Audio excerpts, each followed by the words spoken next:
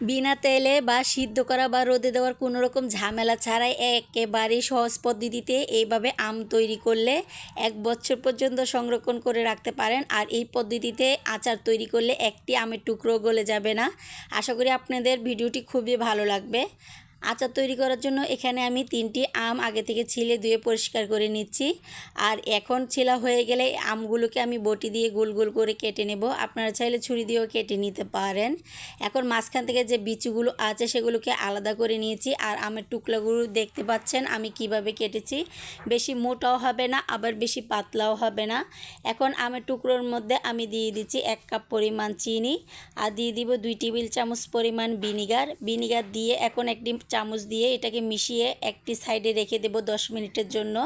এতে করে চিনি আর আমটা খুব ভালো করে মিশে যাবে আর চিনিটাও গলে যাবে। আর 10 মিনিট পর ফিরে এসেছি, দেখুন খুব সুন্দর করে কিন্তু চিনি থেকে পানি ছেড়ে দিয়েছে। এখন এটাকে আমি সরাসরি একটি প্যানে নিয়ে নেব। প্যানে দেওয়ার পরে এটাকে আমি 5 মিনিট জাল করে নেব। চুলার আঁচটা লো টু মিডিয়াম আঁচে রেখে আমগুলোকে জাল করে নিতে হবে। আর যখন আমগুলো খুব সুন্দর করে জাল করা হয়ে যাবে, কিছুটা স্বচ্ছ হয়ে আসবে, তখন এখানে আমি দিয়ে দিব 1/2 টেবিল চামচ পরিমাণ লাল মরিচ গুঁড়ো আর সামান্য পরিমাণে দিয়ে দিচ্ছি হলুদ গুঁড়ো। এতে করে আচারের কালারটা খুবই সুন্দর আসবে। এখন 2 মিনিট খুব ভালো করে জাল করে নেব। এতে করে কিন্তু চিনি শিরাটা অনেকটা ঘন হয়ে যাবে। আর আমগুলো দেখুন কত সুন্দর স্বচ্ছ হয়ে গেছে, একটি আমের টুকরোও কিন্তু ভেঙে যায়নি।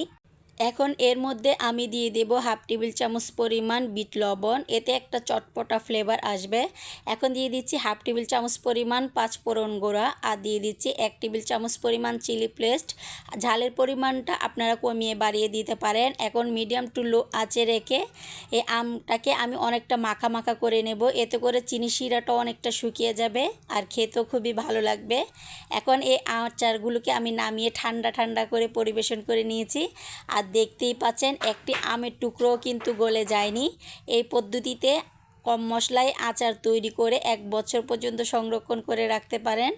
আর এভাবে যদি আচার তৈরি করেন চুলা থেকে নামানোর আগেই কিন্তু আচার শেষ হয়ে যাবে।